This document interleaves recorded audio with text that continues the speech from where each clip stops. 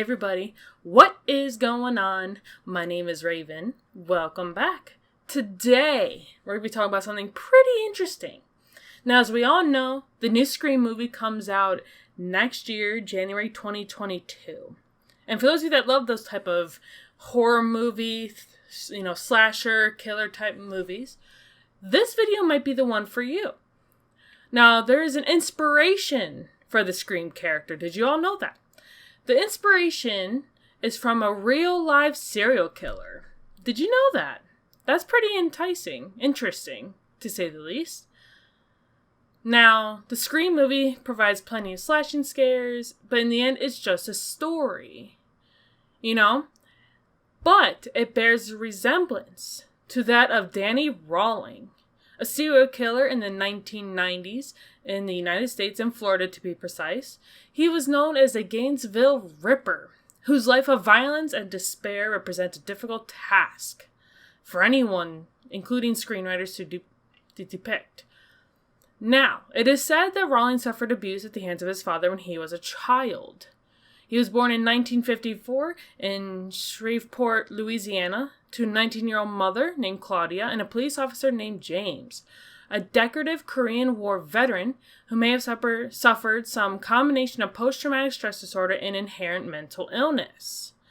Temperamental, controlling, violent, James fought with Claudia and heaped verbal abuse on Danny and his younger brother Kevin, resorting to physical attacks on the boys as they got older. Danny Rawling turned to art and music for solace when he was about 15 years old. He started playing the guitar. Also, during this time, he recalled developing multiple personalities as defense mechanism from the nightmarish reality from his father and other things. When he got kicked out of the Air Force in 1972 after getting busted for drug possession, he went to live with his grandfather, found some stability through church. He married a woman named Omather Halko, with whom he had a daughter, but eventually he drove her away after exacting the same sort of abuse on her that he had been dealing with when he was a child. Now, this led him to become an armed robbery.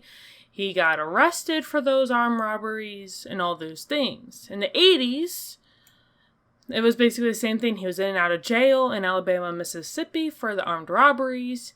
He spent time and stints in jail where, he was traveling cross-country, stealing, occasionally forcing himself on women. Real nice. In 1989, he was fired from his job at a restaurant. He broke into a home that same night, murdered a 24-year-old Julie Grissom, her 8-year-old nephew, Sean, and her 55-year-old father, Tom. Echoing his later killings, Julie was found with bite marks and her body arranged with her legs spread on the bed. That's a horrible thing to find, okay? The following May, Rawling got into one final argument with his father.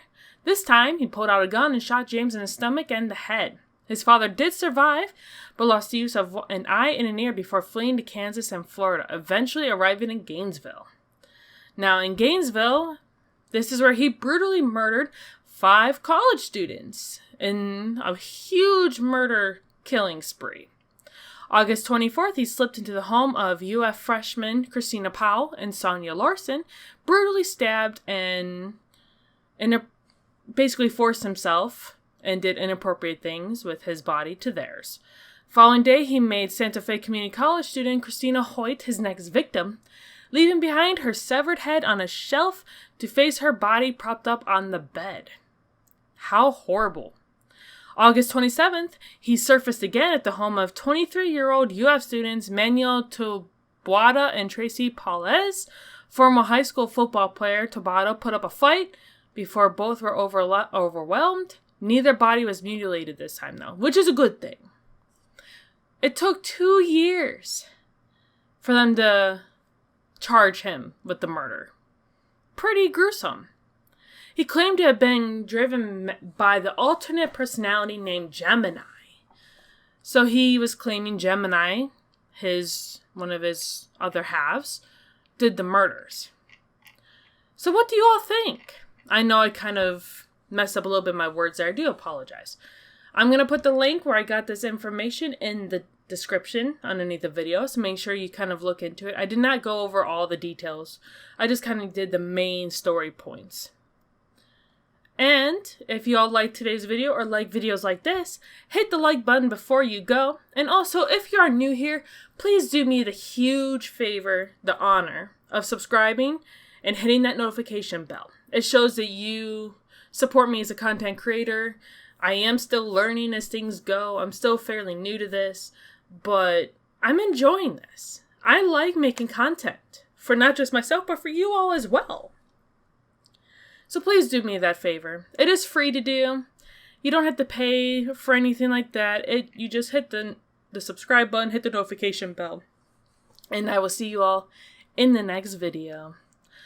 Bye!